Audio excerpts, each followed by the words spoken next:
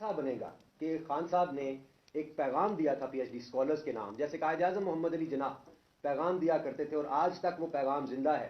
انہوں نے پاکستان بنایا اور آج حقیقی آزادی کی جد و جہد ہمارے جو قائد ثانی عمران خان صاحب کر رہے ہیں وہ بھی یقیناً ہسٹری میں یاد رکھی جائے گی. تو میں خان صاحب کو دعوت دوں گا کہ اپنے خطاب کا آغاز کریں. بسم اللہ. اوور ٹو خان صاحب. جی بسم اللہ الرحمن الرحیم. ایاک نعبد و ایاک نستعین. میں سب سے پہلے تو بابر آپ کا شکریہ ادا کرتا ہوں کہ آپ نے مجھے موقع دیا کہ ہمارے جو ملک کے تھاٹ لیڈرز ہیں، پی ایچ ڈی کا مطلب کہ جو اس ملک کی انٹلیکچوئل کریم ہے، اس سے بات کرنے کا مجھے موقع دیا.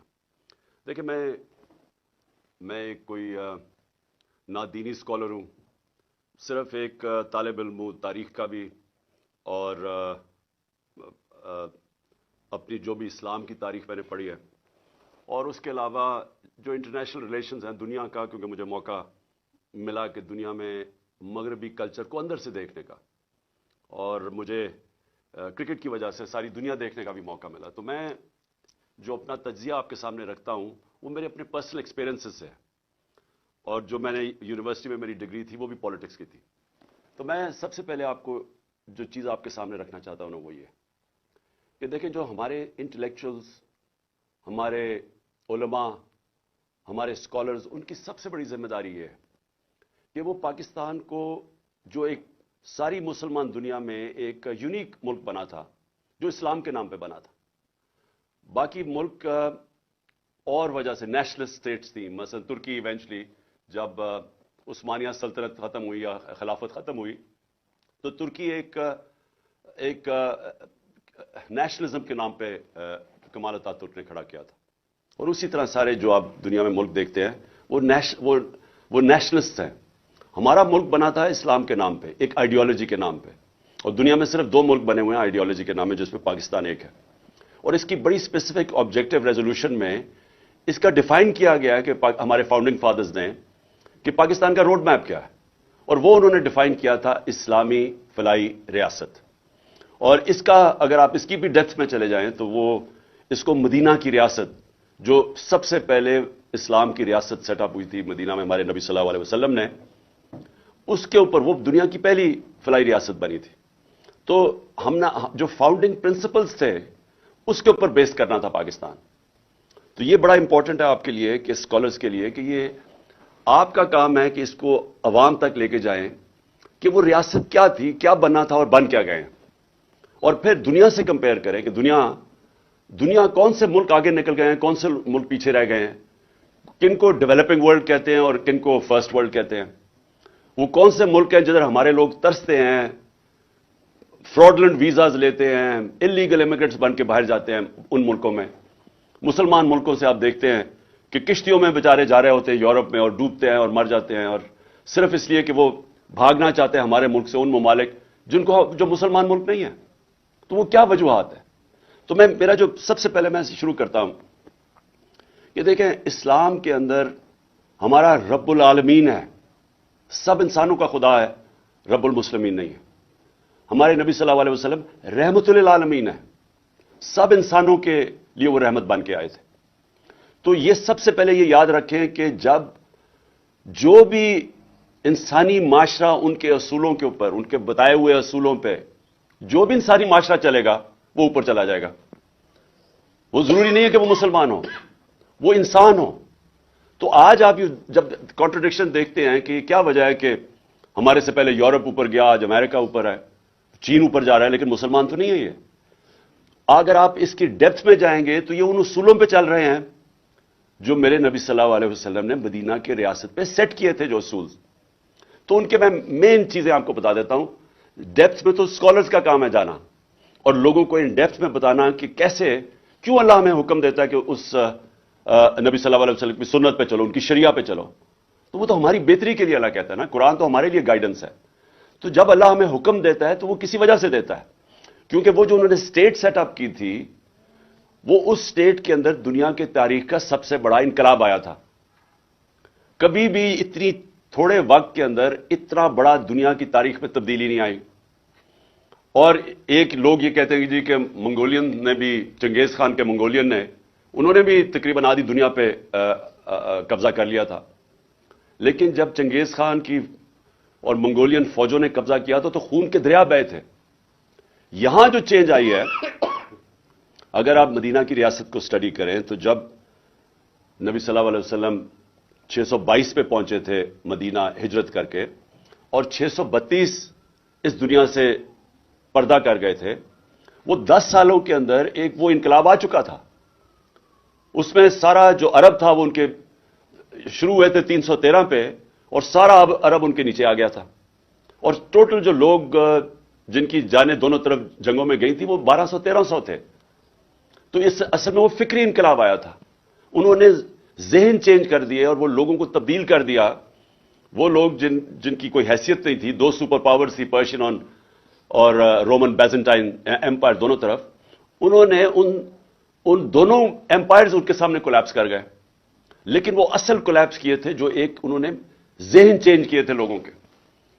اور اس کو اور طرح آپ کر سکتے ہیں کہ یہ ایک، جس طرح مولانا رومی کی میں بڑی فیمس سینگ ہے، وہ بڑی سمجھنے والی ہے، کہ انہوں نے کہا کہ جب اللہ نے آپ کو پر دیے ہیں تو کیوں چونٹیوں کی طرح رینگ رہے ہو. تو اصل میں انہوں نے ان کے پر دے دیا انسانوں کو، ان کو آزاد کر دیا.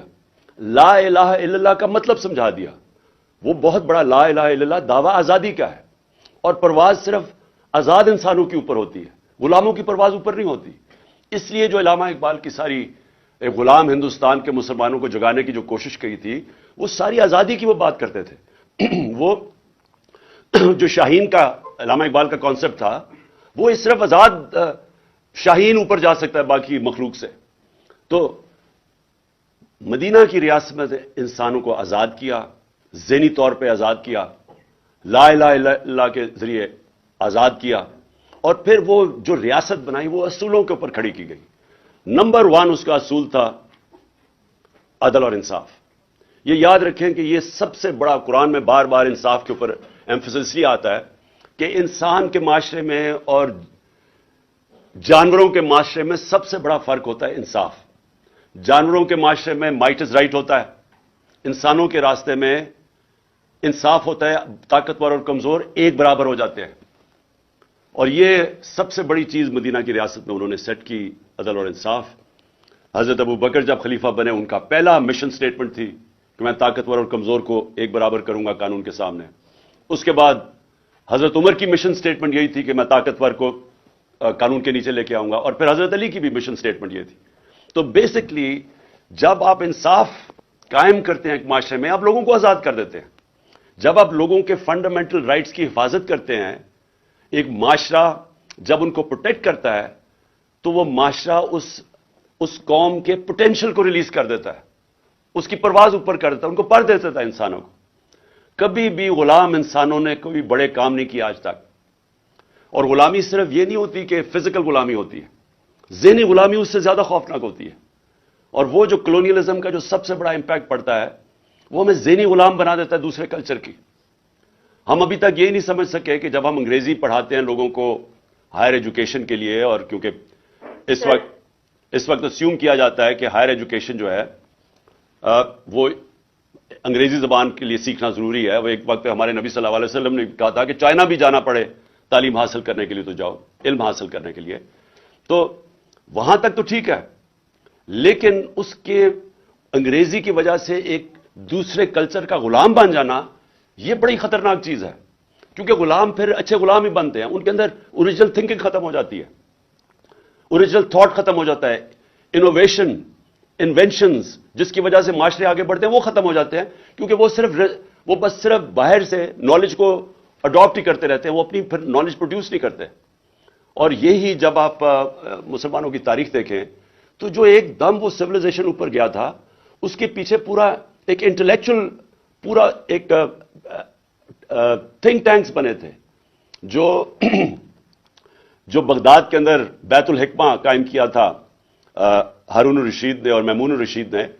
وہ جو ساری دنیا سے انہوں نے کتابوں کی ٹرانسلیشنز کی تھی وہاں، اس میں بڑے بڑے اسکالرز نکلے تھے. مسلمانوں نے دنیا کے اندر سائنس میں لیڈ کیا تھا، ٹاپ اسکالرز مسلمان تھے. اس کی وجہ تھی کہ ان کی باقاعدہ ایک علم سیکھنے کو انہوں نے ایک سیکرڈ ڈیوٹی بنا دیا کہ آپ اگر عبادت کا درجہ دے دیا تعلیم کو حاصل کرنے کا، اور پھر اوریجنل تھنکنگ آئی جب انہوں نے ٹرانسلیٹ ایرسٹوٹل کے اور گریک اسکالرز کی انہوں نے جب کتابیں ٹرانسلیٹ کی عربی میں، اور پھر اپنی اس کے اوپر تبصرے کر کے ان کو اس تھاٹ پروسیس کو آگے لے کے گئے. تو اس وقت ہمارا مسئلہ یہ ہے، اور یہ مسلمان دنیا کا، کہ کلونیلزم کی وجہ سے ابھی تک ہم اس ذہنی غلامی سے نہیں نکل سکے. ہم ابھی تک جو انگریزی بہتر بول لیتا ہے اس کو ہم ایک بڑا سٹیٹس دے دیتے ہیں معاشرے میں. ہم یہ ریئلائز نہیں کرتے کہ یہ تو صرف مینس ٹو این اینڈ ہونا چاہیے. یہ تو صرف ایک یہ طریقہ ہونا چاہیے باہر کی نالج ایکوائر کر کے اور پھر اپنا تھاٹ پروسیس ڈیولپ کرنے کا. اور اسی لیے ابھی تک ہم کہ کیا ہونا چاہیے تھا پاکستان کو، ہم یہی نہیں سمجھ سکے کہ اس کی بڑی ایک عظیم خواب تھا، مشن سٹیٹمنٹ تھی، اسلامی فلاحی ریاست، بیسکلی مدینہ کی ریاست کے اصولوں پہ کھڑا ہونا. تو آج آپ یہ دیکھ لیں کہ جو نمبر 1 پرنسپل تھا عدل اور انصاف، جس کو آپ اس کو انگریزی میں رول آف لا کہتے ہیں، آج آپ دیکھ لیں کہ مسلمان دنیا کے کیا حالات ہیں رول آف لا کے انڈیکس میں. اور آپ دوسری طرف دیکھ لیں کہ مغربی ریاستیں جو مسلمان نہیں ہیں ان کے رول آف لا کے انڈیکس میں وہ کدھر ہیں. ایک رول آف لا انڈیکس ہے جس میں ٹاپ پہ سوئٹزرلینڈ ہے 99.9%، اور سب سے کم ہے نائجیریا 7% پہ. نائجیریا تیل کے ذخیرے پہ بیٹھا ہوا ہے، غربت کی انتہا ہے وہاں نائجیریا میں. سوئٹزرلینڈ میں کوئی ریسورسز ہی نہیں ہے، لیکن کیونکہ وہاں رول آف لا اور انصاف ہے وہ سب سے خوشحال ملک ہے. یورپین ویسٹرن ملک سب 80 to 90% ہے رول آف لا میں اور خوشحال ہے. اور مسلمان دنیا شاید ہی کوئی مسلمان ملک 20% سے اوپر ہے. اور پاکستان کا حال آپ کے سامنے ہے. یہ جو اب سب کچھ ہو رہا ہے پاکستان میں، یہ جو تماشے ہو رہے ہیں، لوگوں کو پکڑ جیلوں میں ڈالنا، کوئی فنڈامنٹل رائٹس کی کوئی حفاظت نہیں کر سکتا. طاقتور جو مرضی کر لے پاکستان میں، وہ چوری کر کے NRO لے لیں. قبضہ گروپ پھر رہے ہیں پاکستان میں. قبضہ گروپ کون ہوتا ہے؟ جو طاقتور کمزور کی زمین پہ قبضہ کرتا ہے. تو یہاں تو کمزور کی حفاظت کرنے کے لیے معاشرے کے اندر جو ہونا چاہیے تھا، پروٹیکٹ کرنا چاہیے تھا عوام کے اور لوگوں کے رائٹس کو، وہ ہے ہی نہیں. کبھی آپ نے سنا ہے یورپ کے اندر کبھی کوئی قبضہ گروپ ہے؟ کبھی سوچا ہے کہ کسی یہ جو پاکستانی کبھی پوچھے ان سے کبھی کسی کی زمین پہ قبضہ ہوا یا گھر پہ قبضہ ہوا؟ کبھی آپ نے سنا ہے وہاں کے ملک کے طاقتور لوگ جو ملک کی ریسورسز کو چوری کرتے ہیں، جس کو کرپشن کہتے ہیں؟ کرپشن ہوتا ہے جو آپ قوم کے پیسے کو چوری کرتے ہیں، اور جو چوری ہمارے وہ انڈیویجول اس کو چوری کہتے ہیں، ڈاکہ کہتے ہیں، لیکن کرپشن وہ ہوتی ہے جو قوم کے وسائل کو چوری کرتے ہیں. کبھی آپ نے سنا ہے کسی مغربی ملک کے اندر کہ بڑے بڑے چوروں کو NRO دیا ہو؟ اور اسی لیے نبی صلی اللہ علیہ وسلم نے 1500 سال پہلے کہا تھا کہ تمہارے سے پہلے بڑی قومیں تباہ ہوئی. جو طاقتور جب چوری کرتا تھا تو اس کو نہیں پکڑتے تھے، کمزوروں کو صرف سزا دیتے تھے. تو یہ آج اب مغرب میں آپ کو نہیں نظر آئے گا. وہ سب سے زیادہ زور ہوتا ہے بڑے چوروں کو پکڑنا. سنگاپور جو آج سب سے بڑا سکسیسفل ماڈل سمجھا جاتا ہے، ہمارے ساتھ سنگاپور کی پر کیپٹا انکم تھی 50 55 60 سال پہلے. ہمارے اور ان کی پر کیپٹا تقریباً ایک ہی برابر تھی، میرا $150-200 ایسی کچھ تھا. آج سنگاپور کی پر کیپٹا $60,000 ہے، اور پاکستان کی پر کیپٹا انکم مجھے بڑے افسوس سے کہنا پڑتا ہے پتہ نہیں 2000 بھی پہنچی ہے یا نہیں، کیونکہ اب جب روپیہ گرتا تو وہ نیچے آ جاتی ہے پر کیپٹا. اور اب $100 گرا ہے پچھلے 8-9 مہینے میں $100 ڈالر میں گر چکا ہے. تو سوچے کہ پر کیپٹا اور نیچے آ گئی ڈالر ٹرمز کے اندر.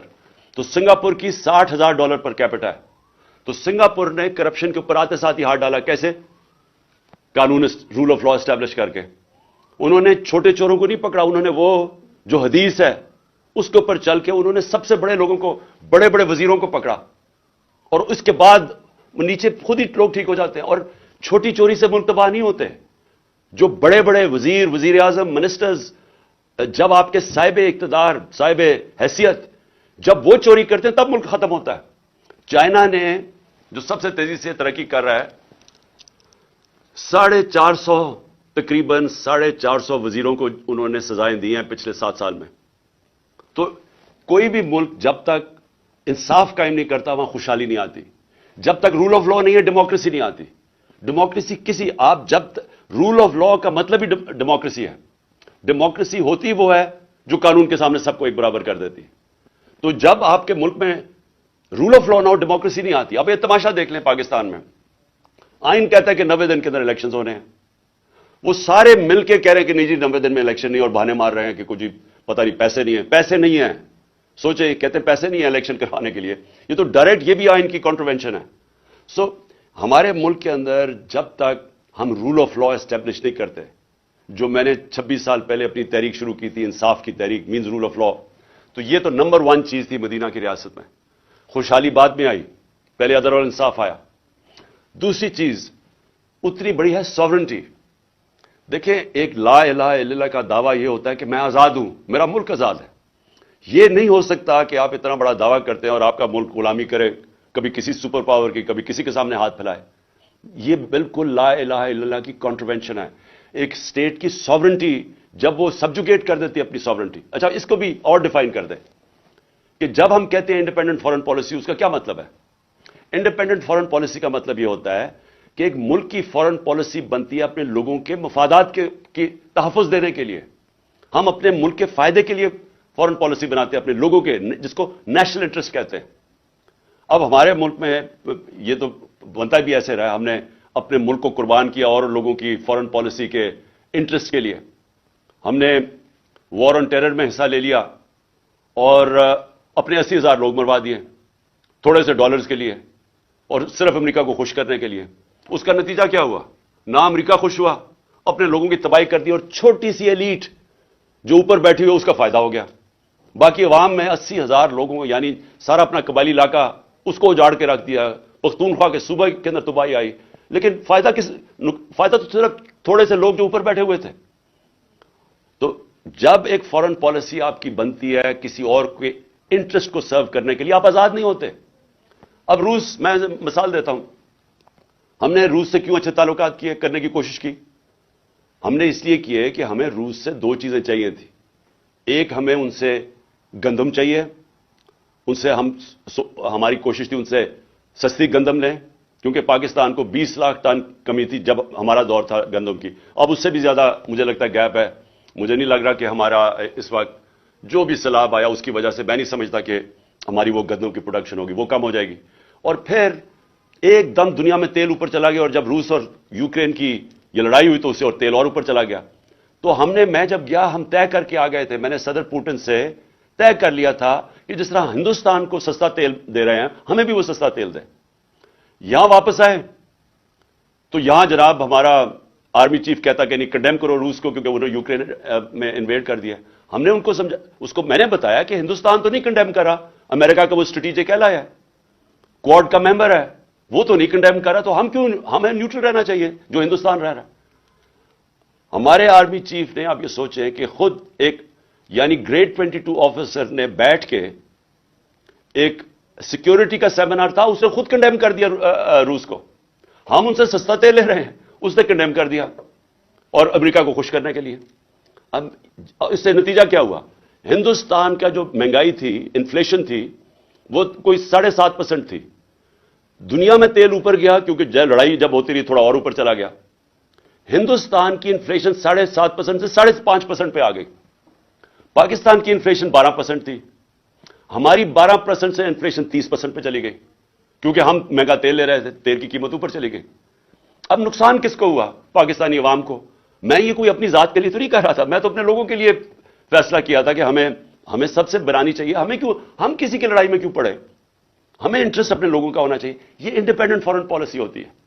لیکن جب آپ کسی اور کو خوش کرنے کے لیے اپنی فارن پالیسی بناتے ہیں اور اپنے لوگوں کو قربان کرتے ہیں, اس کا نتیجہ یہ ہوتا ہے جو آج پاکستان میں مہنگائی کی لہر ہے اور یہ بڑھتی جا رہی ہے, اور اس کا پریشر, کیونکہ آپ زیادہ پیسے دے رہے ہیں تیل کے لیے, ڈالرز آپ کے جا رہے ہیں, آپ کے ڈالر ریزرو پہ فرق پڑ گیا. آج پاکستان کی تاریخ میں کبھی بھی اتنے کم ڈالر ریزرو نہیں جو آج ہیں, جس کے اثرات آپ دیکھ رہے ہیں. تو تیسری چیز ہے, اسٹیٹ کی ذمہ داری ہے اپنے کمزور طبقے کی حفاظت کرنا, جس کو فلاحی ریاست کہتے ہیں. جو علامہ اقبال جب اسپرچل ڈیموکریسی کی بات کرتے تھے, وہ اس کے پیچھے کیا تھا کہ ایک ڈیموکریسی جس میں انسانیت کی قدر ہو, جو ہیومین ہو. اور یہی آج مجھے افسوس سے کہنا پڑتا ہے کہ آپ اسکینڈینیویا چلے جائیں, آپ نے اگر وہ جو سوچ تھی ہمارے نبی صلی اللہ علیہ وسلم کی مدینہ کی ریاست میں جو فلاحی ریاست بنائی تھی, آج اگر آپ نے اس کی مثال دیکھنی ہے تو سویڈن, ڈنمارک اور ناروے چلے جائیں. بہترین قسم کا انسانیت کا وہ نظام ہے, خوشحال لوگ ہیں. میری کنٹینشن یہ ہے کہ جب تک آپ عدل اور انصاف نہیں معاشرے میں رائج کرتے اور ایک فلاحی ریاست انسانیت کا نظام نہیں بناتے، اللہ کی برکت نہیں آتی معاشرے پہ. اور یہی آپ دیکھیں کہ وہاں خوشحال ہیں، آپ کے لوگ ترستے ہیں وہاں جانے کے لیے اسکینڈینیویا. کبھی پوچھیں جو پاکستانی رہتے ہیں وہاں اسکینڈینیویا میں، وہ کتنی تعریف کرتے ہیں، ان کو سمجھ ہے کہ فلاحی ریاست کیا ہوتی ہے. اور ہم نے پوری کوشش کی، ہیلتھ کارڈ لے کے آئے ہم. ہیلتھ کارڈ کا مطلب یہ تھا کہ سارے پاکستان کے خاندانوں کے پاس ہیلتھ انشورنس ہو 10 لاکھ روپے کی، کہ کسی بھی ہسپتال میں جا کے اپنا علاج کروا سکے. یہ اس لیے ضروری تھا کیونکہ ساری ریسرچ بتاتی ہے کہ جب بھی ایک خاندان جو غربت کی لکیر سے اوپر بھی ہے، اس کے اوپر اگر ایک بیماری آتی ہے تو وہ بیماری اور بڑی بیماری، تو اس کے لیے وہ قرضے لے کے وہ غربت کی لکیر کے نیچے چلے جاتے ہیں. یہ غربت کا ایک بہت بڑا وجہ ہے کہ ایک خاندان میں بیماری آ جاتی ہے. تو ہیلتھ کارڈ یہ پروٹیکشن تھی لوگوں کی. اس کی تعریف دنیا میں ہوئی. لانسٹ میڈیکل جرنل ہے دنیا کا، اس نے تعریف کی. انہوں نے کہا کہ ہمارے سے امیر ترین ملکوں کے پاس بھی اس طرح کا یونیورسل ہیلتھ کوریج نہیں ہے جو پاکستان میں ہے. اور افسوس سے کہنا پڑتا ہے کہ یہ گورنمنٹ نے وہ رول بیک کر دیا. اور وہ ایک ایسی چیز تھی کہ صرف یہی نہیں کہ پروٹیکشن تھی ہمارے 50% آبادی سفید پوش کے لیے بھی، کہ وہ کسی بھی یعنی پرائیویٹ ہاسپٹلز میں غریب لوگ جا کے اپنے ہارٹ کے اندر سٹینٹ ڈلوا سکتے تھے.